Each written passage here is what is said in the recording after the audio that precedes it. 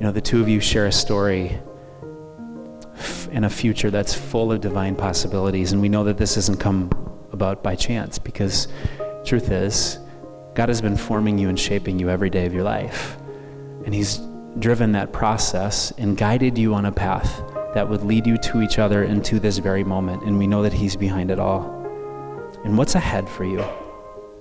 What can you expect? Really, only God knows as it relates to your whole story of your life on this earth together.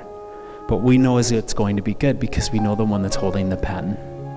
And so as it relates to God's work in your life, what can you expect from this point? The first is that you can expect to grow. These words that you wrote to each other, they come out of years together, but you think about what you're going to be writing to one another in 5 years and 10 years, 15, 20, and beyond. God will never be done forming you and shaping you and making a better version of the you that you've been created to be. And you're going to be each other's best source for becoming something that you can't, with God's strength and power within you. Because what you'll be able to do is you're going to be able to see each other's character, no filter, and all of the great that's worthy of celebrating, and then all the rest of the stuff. So back when we first started dating, I wasn't able to express myself to you. And I may not have known it, but I think I fell in love with you right away. I didn't know how to express my love to you, and still to this day. I know I have so much room to grow, and a promise I made to you early was to never go a day in my life without telling you that I love you. There are probably times when I just thought they were just words, but as I think back to everything, I realized that I probably still couldn't say it enough. Even if I said it to you every day, like I promised, it wasn't enough. Can't say I love you enough to express that you are the love of my life. I didn't know what it meant to be so in love with someone before I met you. It taught me how to love. I'm still learning what that means. Learning to express myself to you and learning to always be loving to you. I don't tell you enough how beautiful you are. Not just today, and I wrote this knowing how good you look, but every day. I'm writing this knowing that by the time I'm reading this for you, I'll finally see you in that dress that you can't stop talking about. I cannot stop talking about it. And I just know you'll be the most beautiful bride. Now you can talk about it. I truly want this to be the most special day for you.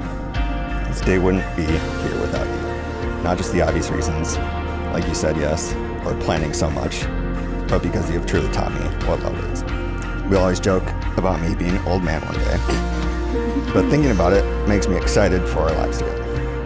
For our trips and the families we'll make, the love we will have, but most importantly, the life I'll have with you. At this point, I don't know how I'll be handling myself. If you or me go first, but I hope I was able to express myself. You are my first love, and you'll always be the love of my life. It starts with, hi! Austin Thomas Anderson. First off, love you. I'm so happy you are part of my life, and now it's our lives, because it's the dyad. Reflecting back, I knew you were going to be significant in my life because the first time we talked outside of you being in the kitchen, we were giving each other shit through the window of Maynard. But you came out to fill your drink, probably with a raspberry, the cranberry thing, and I was facing towards the well and you were standing behind me. I turned around because you said something to me, and there was a ray of sunshine around your head. It was like a nimbus. You've been patient with me since day one. Some better days than others. But thank you for giving me the space to be. I love the way you're kind, thoughtful, and firm in your boundaries, and you help me set my boundaries. You've taught me to be a better person and partner. I promise to continue to grow myself and grow together. I promise to give you space when you need to process and think. I promise to always try to make you laugh and find a good in everything. I promise to never run away from problems, but work through them together. That was underlined because I can't italicize. I promise to help and encourage when you need, when possible. I can't promise you I'll be perfect every day, but we'll try my very best. Most of all, I promise to be myself and be the coolest wife ever, because that's what I am. I'm super excited for you to be my husband and to grow old and have a glass of wine by the fire and chill. Love you, Holly. All right, ladies and gentlemen, the moment we've all been waiting for. We have the newlyweds here, the bride and groom, Austin and Holly.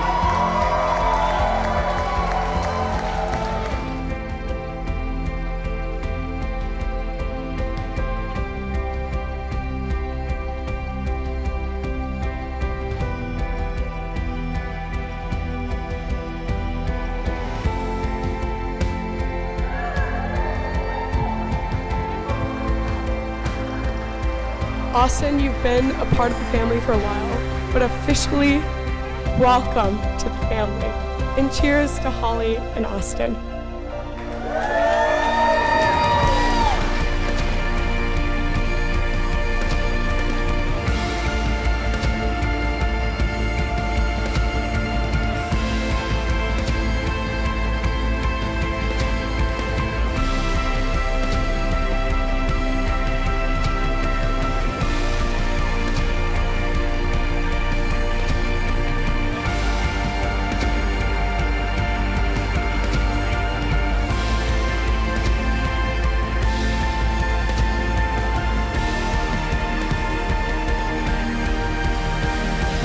Now, Austin and Holly, by the authority that's vested in me by God as a minister of the gospel of Jesus Christ and by the state of Minnesota, I pronounce you husband and wife. What God has brought together, let no one separate. Austin, you may kiss your bride.